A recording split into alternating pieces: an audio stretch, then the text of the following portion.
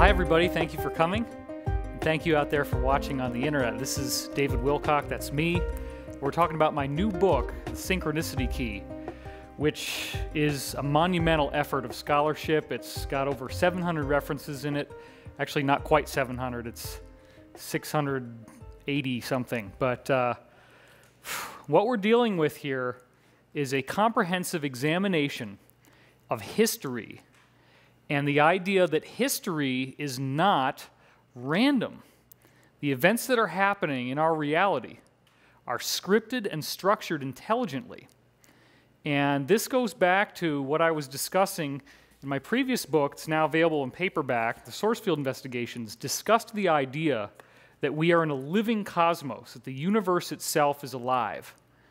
And so when we think about a concept like that, it fundamentally changes the basic nature of what it means to be human, what it means to be alive. So being human is a galactic phenomenon, and I've been talking a lot about that on my new show on Gaiam TV called Wisdom Teachings. Half an hour a week, every week we got a new episode coming out with all kinds of amazing content. The living universe is the idea that mind created the universe, that that's all there is, and that mind has given us life as part of a greater ground state of being. In other words, life is not some random accident that happened only on Earth. Life is a phenomenon that is universal in nature. Organic life is going to appear all throughout the cosmos, anywhere and everywhere that it can. And we are, in fact, divine manifestations. Life did not happen as some random happenstance here on Earth. It has been sent here from cosmic dust that's created from stars. The stars themselves are creating dust that has been tested as bacteria.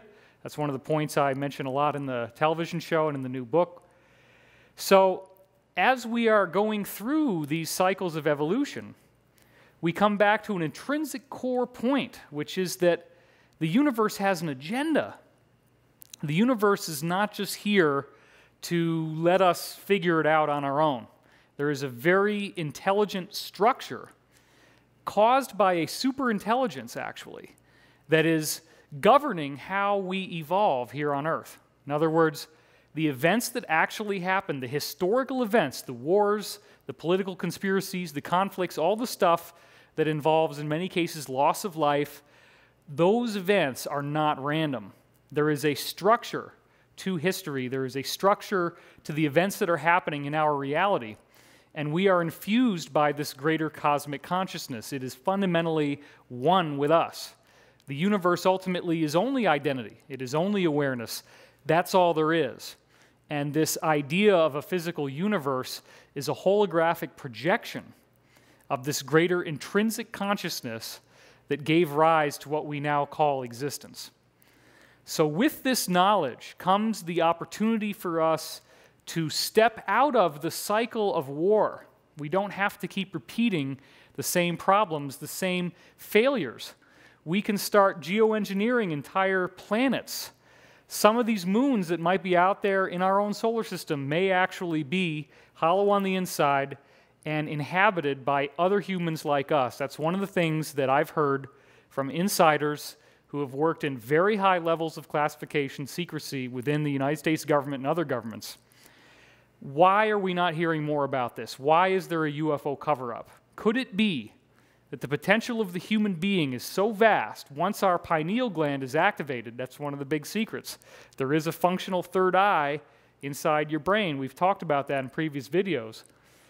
When we get to this pineal activation, is there going to be some sort of transfiguration of the Earth and the way that things have been going on Earth into a happier and more positive age? Now, yes, this is a woman with combat boots and fingerless gloves, and some people criticize me for using that picture in a recent article, but hey, I can resonate with this girl just fine. So that younger generation is coming in, and we're all feeling this change in our own way. Sometimes people want to dress up really funny and look different because they don't like the way things are happening in the world. When I was in high school, I wore black t-shirts and I was very moody and somber and didn't want to talk to anybody.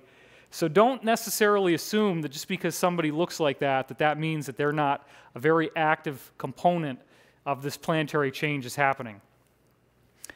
So in many of my other works, including the previous book, we talk about the idea that the human being is a galactic emanation. DNA is a universal and galactic emanation. We're going to get into a little of that here in this talk. There's abundant, ample evidence that we have been visited by extraterrestrial gods, and now that it's almost August, I think it's safe for me to say that I've been filmed for a whole new round of Ancient Aliens episodes. I don't know how many exactly, but there's probably going to be a total of 15 or 16 episodes that I'm in on that show on History Channel.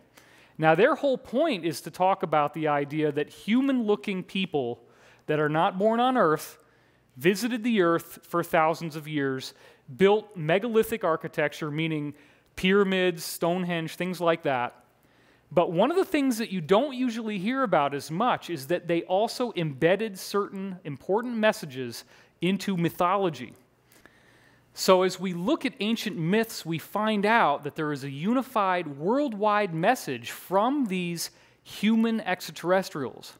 Not a common term. People aren't used to hearing that. When I was on Ancient Aliens, they said, "Can't you just say extraterrestrials?" I said, well, they're not just extraterrestrials because you've been brainwashed into thinking that extraterrestrials are these terrifying creatures, as people call them, not mothers, fathers, and children, not families like ours that just happen to not have been born on Earth.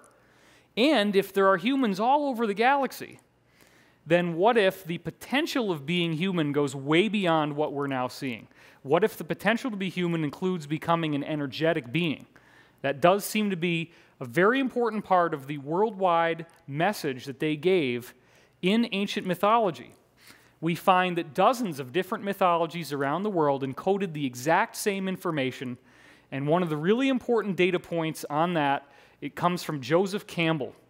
Joseph Campbell did an incredible job of comparative mythology, and he worked on the shoulders of others like Adolf Bastian before him, who had combined different mythologies from around the world and found that they all have a hidden blueprint.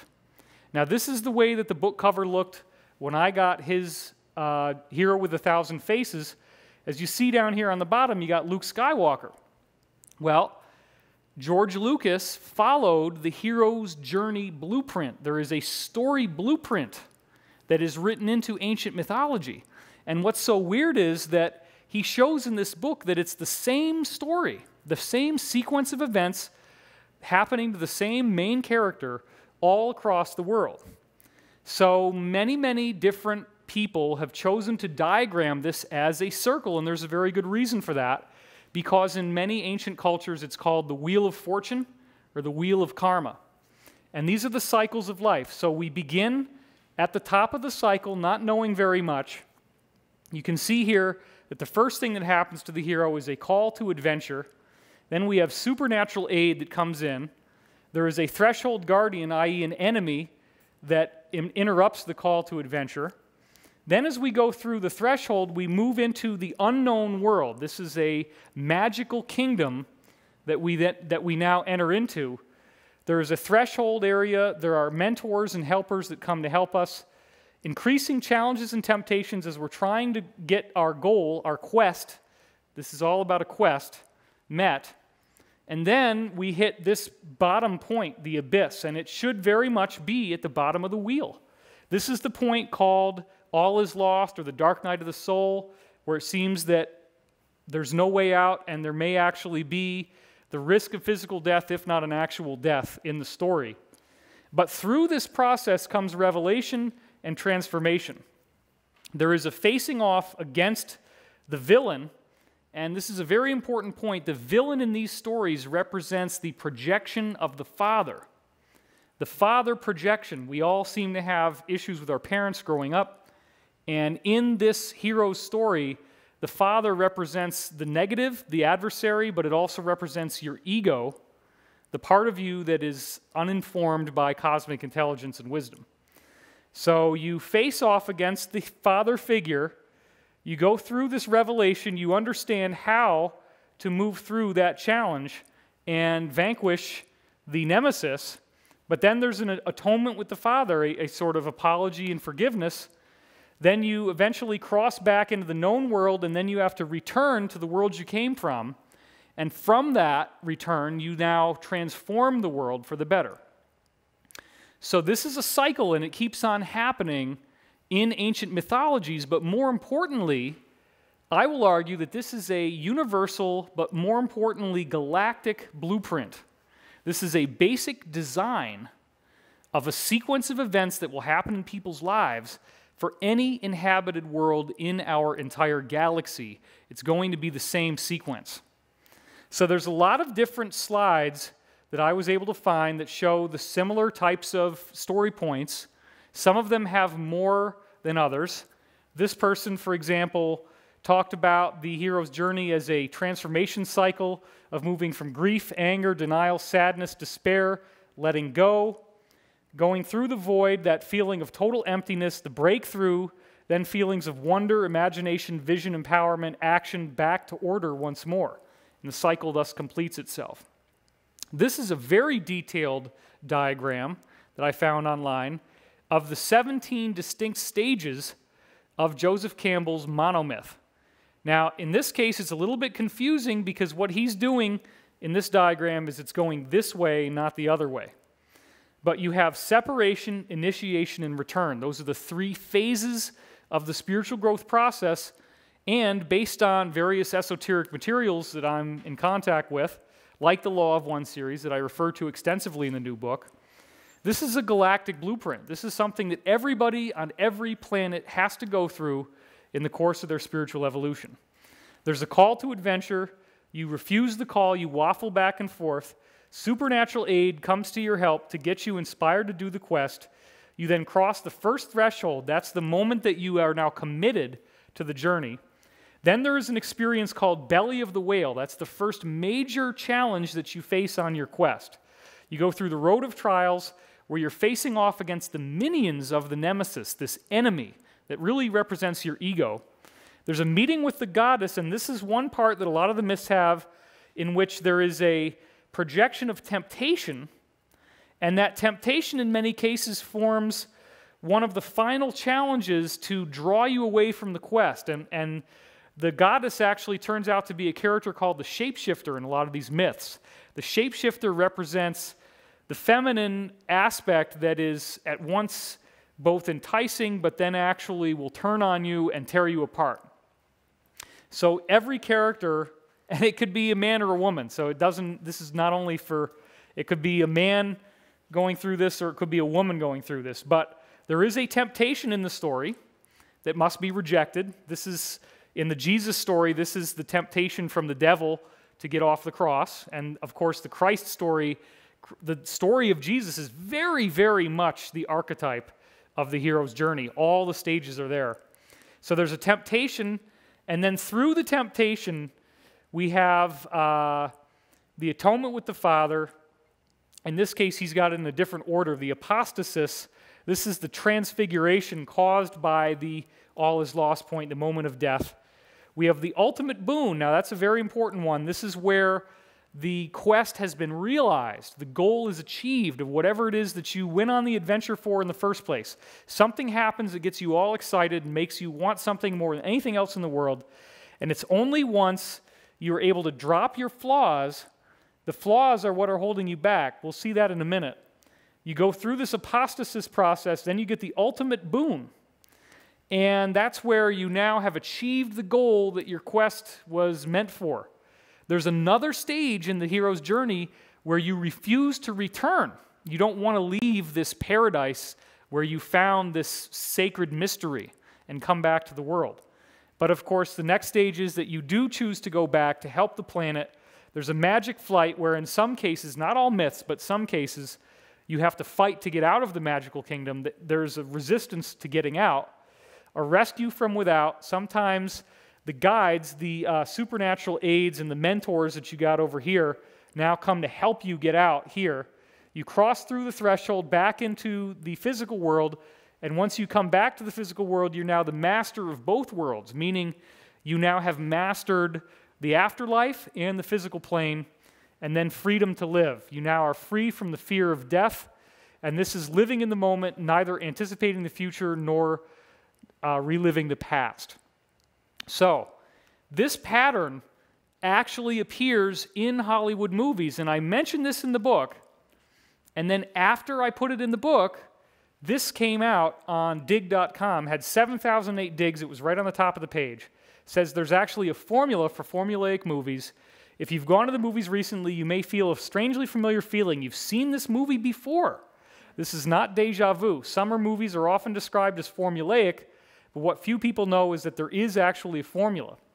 And it's all now being blamed on, in this particular article, Save the Cat by Blake Snyder, which was one of about 17 books that I read when I was giving myself an education, now that I'm working with Hollywood screenwriters like Jim Hart, who wrote the movie Contact. He's done movies with Francis Ford Coppola, with Steven Spielberg. And in order to be able to rub elbows with these guys and be able to talk in their language, I had to read this book and 16 others. And what you find out is that even though in this book it's very formulaic and he has a step-by-step process of how to write a script, every script is doing this. These ancient mythologies that I was speaking about did encode the hero's journey story. That is the blueprint of our soul's evolution. But they also encoded a very mysterious cycle in the earth called the precession of the equinoxes, which is believed to be a wobble in the earth's axis. Now, why would these two things be related? What possible reason could there be to combine this weird series of archetypes, these experiences that we all have, with this jiggle in the Earth's axis that's going in the opposite direction of the normal spin of the Earth? Well, that's the big mystery, and I first heard about the research of Santayana and Van de Schen from Graham Hancock in 1995. Here's two historians at the top of their game. This is after Joseph Campbell wrote The Hero with a Thousand Faces.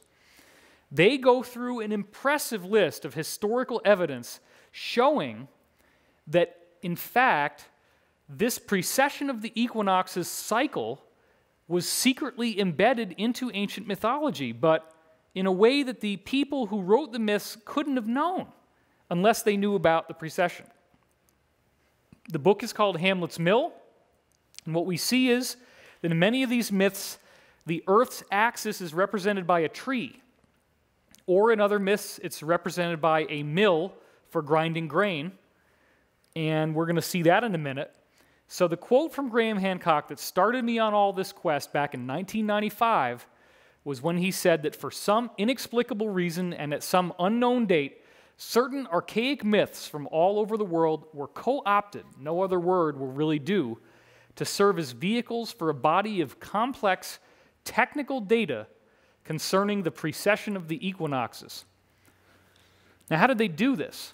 They use, in many cases, the metaphor in the myth of a mill for grinding grain. This is a technology that shows up all over the world, all about at the same time in history. Everybody suddenly learns how to do this. You grow your grains, you get them to full maturity, you dry them out. Once they're dry, you throw them inside this channel, and then you roll the millstone around, and what that does is it grinds it up. You got to grind it again and again and again, and eventually it all turns into a nice powder, and then you can make bread and donuts and pastry, whatever you want, just with a little bit of leavening and some eggs. That's it. So this is a great technology to have, and the people obviously really loved the ability to make grain and make products out of grain. Nowadays in the raw food community, we're like, don't eat it, right? We don't want that stuff anymore, but back then it was really cool. They'd been eating raw food for thousands and thousands of years. Cooked food was really cool back then.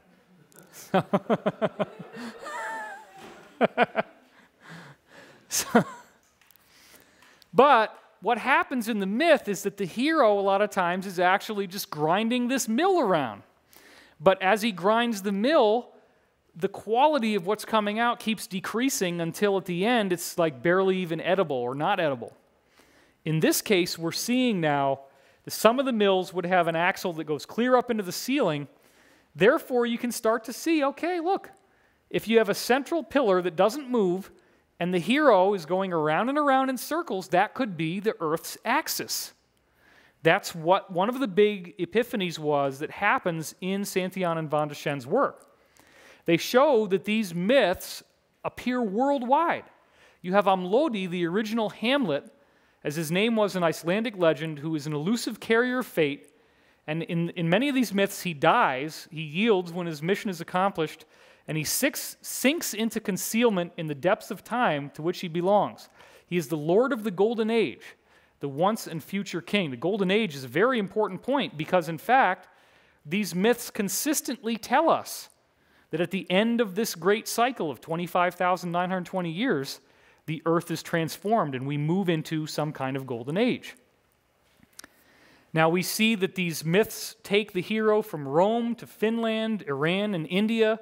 He appears in Polynesian island legends, and the imagery stands for an astronomical process as we move through the ages of the zodiac, each numbering, as it turns out, 2,160 years. And that's going to be really important.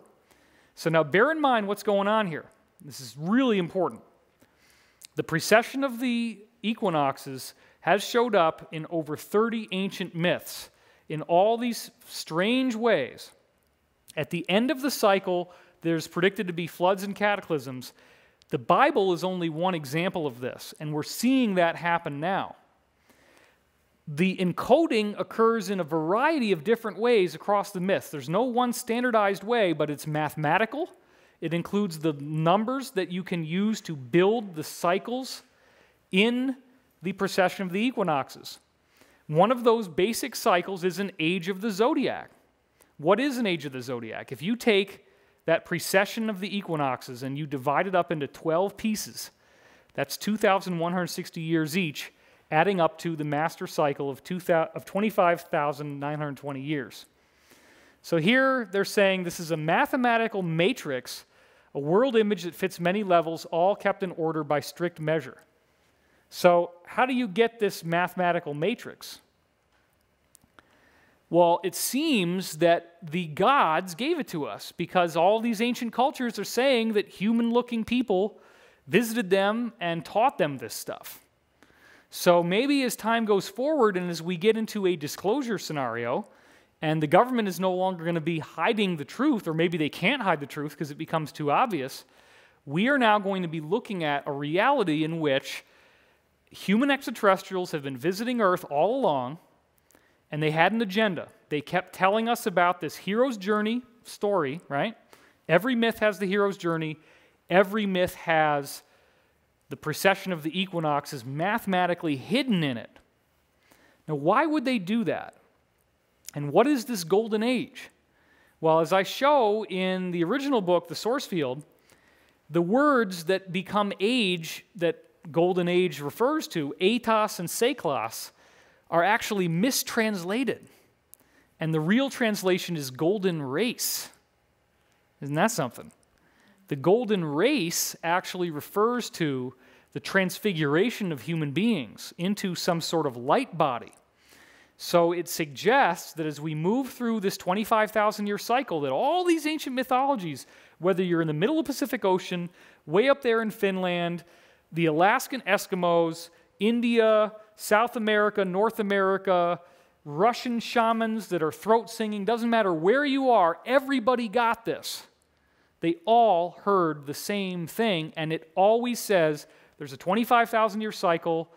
It guides you through the hero's journey because the hero's journey is written into the myth. At the end of the cycle, the hero's journey is literally fulfilled on Earth as we transform into a golden age. There is a transformation of what it means to be alive on Earth right now. So I wrote this book with some very intriguing information in it. The book Synchronicity Key actually talks about the idea that there are cycles in history that are all subdivisions of that precession, and that the events of history are repeating in very, very precise ways, sometimes down to days apart, over gulfs of time that could be 1/4 of an age of the zodiac, which normally would be 540 years, but for reasons we'll get into, you shorten it down by 1 year to 539. And that cycle was originally seen in the 1960s by two French guys, originally Michel Helmer and then Francois Masson. We're going to talk a lot about them because I've known about these cycles of history and that they were subdivisions of this precession since 1999. And it was only last year, finally, in the beginning of this year, in 2013, that I was able to actually finish writing a book about this stuff because it was so incredibly complicated, very interesting. And my conclusion is that the events in history themselves are guiding us through the hero's journey blueprint again and again on a global level until we figure out what's got to happen. Now, I published a prophecy on my website that said that, first of all, we do have a global adversary. This is a major part of the book, that there is an enemy out there, if you will. There is a villain that is scary as heck to people when they first find out about it, and that would be what I've been calling the Cabal. Some people call it the Illuminati. Some people call it the New World Order. And the deeper you go down the rabbit hole, the more you find out this is not a joke. There are some people out there who are very wicked, and they have been manipulating politics, government, finance for a very long time. So I put this dream out on my website saying that we were about to see some major changes. I called it the storm of disclosure is about to hit. In that article, I describe a storm that I see coming in, and I have very little time to solve the mystery before it hits. It's a massive lightning storm sweeping in, and bolts of lightning are coming down all over the place, and I only have a very short time to figure out the mystery before the storm is going to land. I knew that this was about the defeat of the Cabal. This is something I've been dreaming about for many years. I've been capturing my dreams every morning since September 1992. And I've seen many, many cases where they were accurate, prophetic dreams. So I used that as a system of prophesizing the future. Now, after this original dream that was put out in that article, I had another dream in which I'm in my driveway here at the house, and I run into a guy who's a radiant being wearing a robe, and he ends up taking me into a little office down there halfway down the driveway, off to the side, shows me a computer, and says, David, all of the things that you've been wanting to see, the defeat of the Cabal, disclosure, it's all getting ready to happen. It's all going to happen. And you're going to start to see it within a week by headlines that will appear all in red on the top of the Drudge Report. Those headlines will then lend way to much bigger stories that will come out within a 6-week period. And as the 6-week period reaches its conclusion, you're going to really have seen disclosure on a much bigger level than you ever thought possible before. Now, I talked about this dream on Evolve Palooza a week after I had it. It was a paid seminar that I did. Then, a little later, after I started to see the dream coming true, I put it online. So, this is what we saw on the front page of the Drudge Report the morning after I had the dream. And I'm like, wait a minute, you guys said it could be up to a week. The very next morning, I mean, I was just freaking out when I saw this. And so I took a picture of it, and I start photographing all the headlines just to keep up with this. Now, the first step of the process was finding out that the government was tapping the Associated Press's telephones. Most people said, oh, okay, well, we knew they were doing that. Not really. Now, this is going to threaten the press because the press requires the convenience of secrecy so that their insiders and their whistleblowers will want to speak to them. If they don't have whistleblowers, if the whistleblowers don't trust that they're going to be able to talk and not get in trouble, then they're not going to want to call anybody. So that's the very first thing that happens. This was the equivalent headline on the Huffington Post, Associated Mess. You can see the date up there is May 13th, Department of Justice snooping on the press. And as we go into May 14th, there's the drama. Now they're fighting about it. They're starting to talk about, okay, what's really going on here? And then on that exact same day, right as the prophecy is starting to come true that my dreams are talking about, we see this very strange event. 2 bald eagles are fighting each other over an airport, which is in Duluth, which I forget what state that is. Minnesota, right. Minnesota. That's why it's good to have a studio audience. You see, if I was by myself. Duluth, yeah, I kind of remembered it was Minnesota, but okay. So these two bald eagles, the symbol of the United States of America, are fighting each other. They collide, their talons interlock, and they fall to the ground on the airport tarmac. This is what I call a synchronicity in real life. This is a synchronicity that's actually happening out there in the world, and doesn't it remind you of something? It sure as heck reminded me of the Illuminati symbol of the double-headed eagle. Deus Mumque Jus, that statement actually means God's justice is mine, or we enact God's justice. So they feel like they are bringing forth our karma on a global level. The 33 actually represents the 33 degrees of the Masonic order, and the crown that you see up at the top symbolizes the awakening of the pineal gland, the activation of the crown chakra, which is their belief that through their religion, which happens to be Illuminism, that they will activate their pineal gland and become gods on earth. Now, of course, this has become very contentious, but isn't it interesting that you have these two eagles fighting? Their talons interlock. You can see one of the nails get stuck under the skin there. They fall to the ground.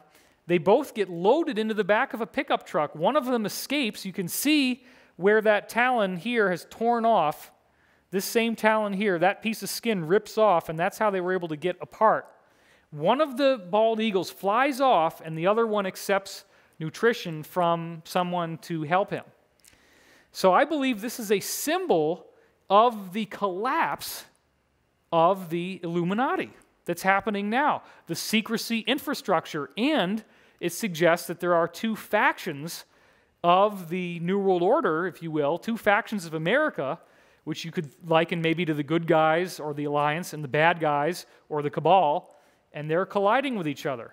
So this was a very powerful event that seems to be portentous of much more stuff that's going to happen. Then as we go up, we're now seeing the New York Times is saying that this phone tapping threatens the fundamental press freedom. Washington Post says the spying case shatters Obama's credibility. Fox piles on and says that all White House reporters are concerned by the aggression of the administration. Then we get this. And it didn't even take 6 weeks. The dream made me think that this kind of stuff would take longer to happen. We get PRISM. This has changed everybody's life. My dream happened before this occurred. Drudge's headline did not have it in red, unfortunately, but it's still the big point here that all these different things, Hotmail, Google, Yahoo, Facebook, Paltalk, YouTube, Skype, AOL, Apple computers, they're all being monitored. Email, chats, videos, photos, stored data, voice over IP. There's no putting the genie back in the bottle once this knowledge comes out. You cannot go back to a society of people who thought that they were living in freedom and privacy. You can opt out of phone calls coming in on your phone soliciting you. You can't opt out of surveillance. Now we're finding out all this other stuff. There's street cameras that are photographing everybody's license plate. They know how fast you're going. They know where you're going. Everybody's under surveillance all the time. Now that is a kick in the crotch. That's low. George W. Obama. That was the Huffington Post headline on June 7th. Now we're seeing U.S. is mining data from 9 major tech firms, Microsoft, Yahoo, Facebook, Apple, Google, Skype, AOL, YouTube. The companies sort of deny it. The White House is saying, oh, well, only people outside the U.S. are being targeted. That turned out to be a lie. And now we find out that AT&T and Sprint are handing over their phone data, credit card providers too, 50 different U.S. companies. That's by June 7th. So it's all happened now within little over 3 weeks since I had that dream that said within 6 weeks you're going to see disclosure. Now this was the original story on The Guardian that broke that. That was on June 5th, Wednesday. And it goes on from there. Oh, it's nothing particularly new. Come on. It might not be new to you guys who are working in clandestine things, but to the average person, it was very new. This is very surprising, very scary, and this was another one of the big Drudge Report headlines that I was told I would be seeing where they're sucking the data from 50 different companies. At the same time, and I believe this was not an accident, this disclosure occurs during the Bilderberg meeting. And now, one of the big stories on the front page of Dig was, is this the British Illuminati? And people are starting to look at it again. Then we have the anonymous group, which leaks a treasure trove of NSA documents. This is one of the things we still have to follow up on. Anonymous, I've been told, is actually the alliance, the U.S. military, leaking things for the betterment of humanity. What did the tech companies know about the NSA, and when did they know it? This is the kind of headline that everybody's asking. Watch the top U.S. intelligence officials, like the Director of National Intelligence, James Clapper, repeatedly denying that the NSA is spying on Americans, and yet they are. Alex Jones, who used to be laughed at by a lot of people unless they really get into this stuff, now people are saying, wait a minute, maybe he was telling us the truth. Maybe we got to look at this Bilderberg cult. And then Obama on June 7th, the same day headline, it's in red, there's a reason these programs are classified. Okay, well, a lot of people in the media are not welcoming the debate because the media seems to be doing everything it can do to try to not talk about this. But it keeps on happening. The story keeps breaking out. Nobody is listening to your telephone calls? Not really true. Then, of course, the whole game changes again on June the 9th, and the headlines go all red once more as Snowden reveals himself as the whistleblower who leaked this information. And once this happened, the media, a lot of the controlled opposition media now is blaming him for the problem, and they're choosing to attack him rather than look at what's actually happening in our society. And here it was on Dig, the very top story, as you can see. And here's another Huffington Post headline, the man who took on the NSA. This is June 10th now. And it keeps on going. He disappears, of course, when he was in Hong Kong, and he ends up in the Moscow airport, where he still is at the time of this taping, which is at the end of July 30th. So, safe for how long? And then this was the original headline on Drudge when he was first invited to come to Russia. Same thing on Huffington Post. This is June the 11th, where he ended up actually going. Then this is the headline about James Clapper lying about surveillance. People are starting to figure out, hey, wait a minute, we're living in a surveillance society. We're in a surveillance state, June 16th. And now we're finding out that the U.S. is targeting its allies, that these people that we're supposedly at peace with, not at war with, that we're actually listening to their phones. And then the Drudge Report calls it the snowstorm. Now we find out that the British are spying on their allies at the G20 summit. So this is getting worse and worse and worse, because now it's becoming the subject of what could be a world war under a lot of cases where the U.S. is the opposition. And then, of course, the PRISM program is where this all comes from, that they're reflecting all that data back into their own pipeline. All read on the Huffington Post, June 16th, a shock report that the Brits were spying on the G20 convention. And then this one, Obama's A-OK with the NSA. So once again, we're seeing that the headlines are getting very aggressive here. This is another kick in the balls, huh? Meet the Taliban, and it's the U.S. flag. This was June 18th. Now the feds move in on him. They're trying to, they actually pull down a plane that they think he's on, even though it's got the head of a major country in South America on the plane. They seized the plane anyway. And then this is the moment when he actually landed in Moscow. I had already been saying on my website before this happened, and it was in those previous articles, that in fact this alliance that's trying to bring down the cabal is centered in Russia. So there he is. He ends up in Russia after he has sought asylum in Ecuador. He never actually made it to Ecuador. Then we're starting to see articles saying U.S. surveillance is not being aimed at terrorists, it's being aimed at the American people. And then we have Michael Hastings, who was a heroic journalist who dies in a weird car crash. And this led to me hearing from insiders and leaking that since 2008, any car on the road can be remote controlled and hacked, and they can drive your car. It's a law since 2008, secret law, that every car on the American highways has to be remote controllable by whomever on the inside wants to do this. So hours before he dies in a high-speed collision, and his friends are saying there's no way that this is an accident, he sends out a worried email in which he's paranoid and panicking about the story that he was going to do, saying that the FBI seems to be watching him, and he was very concerned. As our timeline moves forward, Snowden is now being held in Russia at the airport. We see political art coming out. Yes, we scan. And we're finding out again that the NSA is spying on the European Union, their offices and networks. It's just getting worse and worse. They're spying in Germany, and the Germans are furious, saying this is like the Cold War. Nationwide protests against spying start to be organized. They haven't really taken off yet at this time, but people are already trying to do that. Then another development is how we see the way PRISM is working. All of your data is being saved. No matter what data you create, they're getting everything. And this is the diagram of how that's being done. And one of the things that was very classified that comes out is Trapwire, which is one of the software programs they're using to capture all this data. Now, a very suspect plane crash then happens, again causing headlines all in red, on July 7th, which is just right around that 6-week period that my dream had given me. The 6-week period ended right around July 4th, July 5th, so this is a couple days off. We get a huge plane crash. First time there's been a plane crash in many years in the US. Nobody actually died, but the pilot reported seeing a flash of bright light in the cockpit. And one of the people who was going to be on this flight was the chief operations officer for Facebook.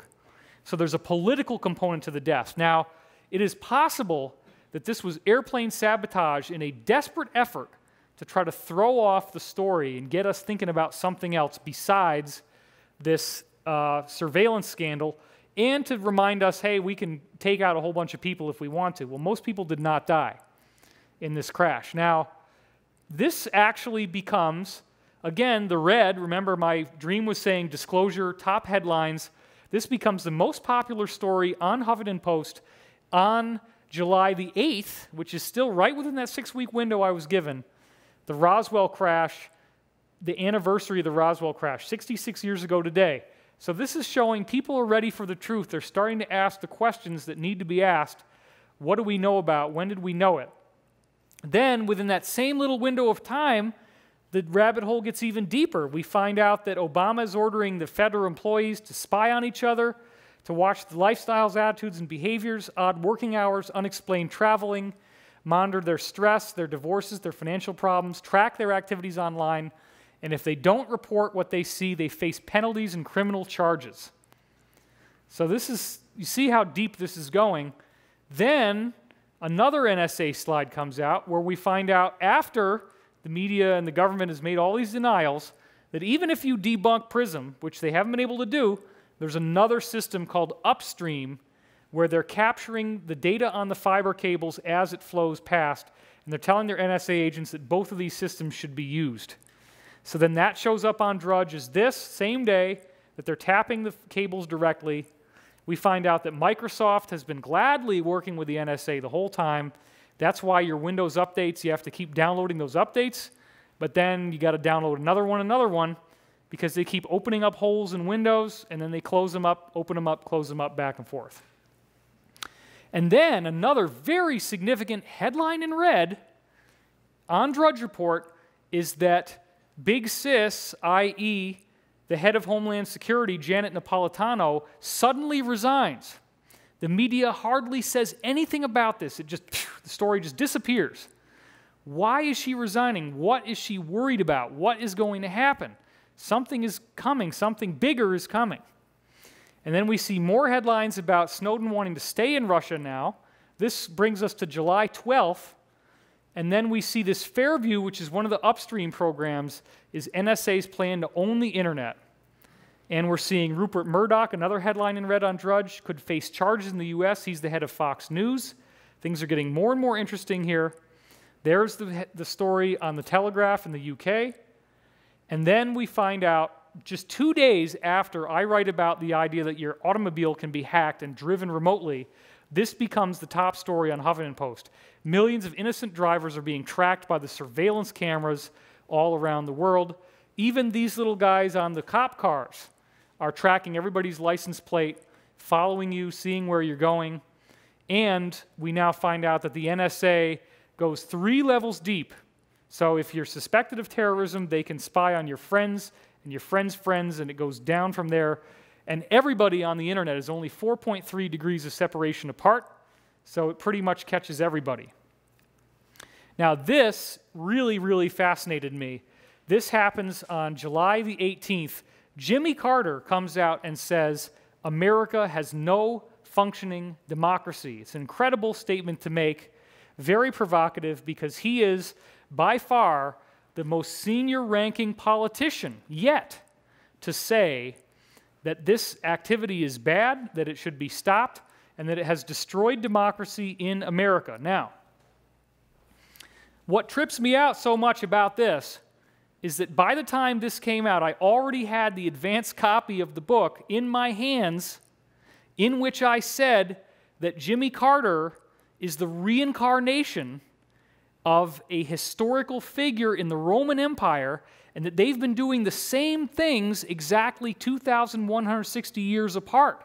It's like the same cycle is turning, and the same sequence of events occurs across 2,160 years. There's 2 chapters in this book, which I finished, and we have a box down there from FedEx where we mailed the manuscript to me at the middle of May, just to prove that I did not write this later, because what I saw in the cycles was that the cabal, the people that are doing the surveillance, would be defeated, and that Jimmy Carter was going to be very centrally involved in that happening.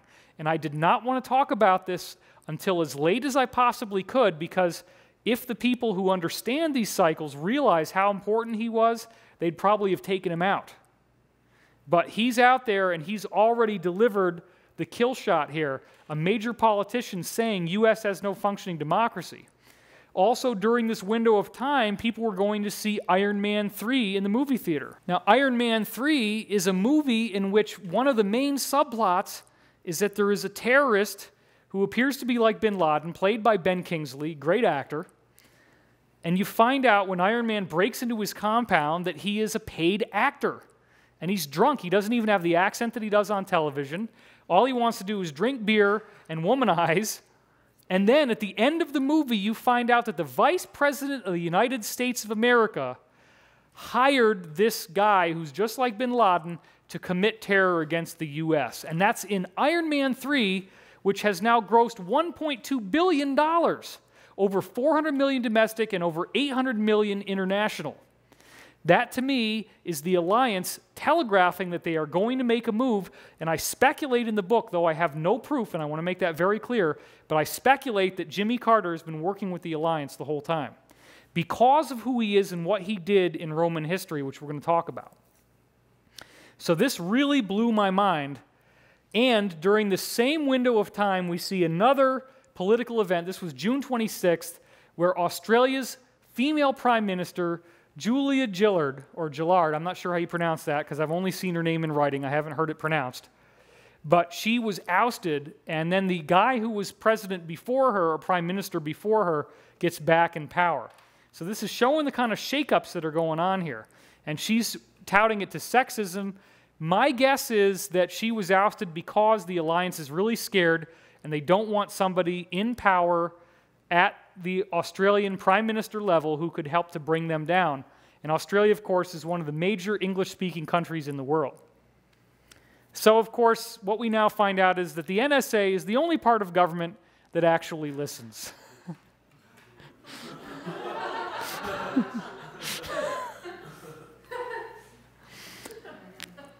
Now, for you folks at home, we're gonna be right back. I'm going to take a little break here because we're starting to get cold in the room. So we'll take a little break and then close the windows up, get a little warmer in here, and then we'll continue.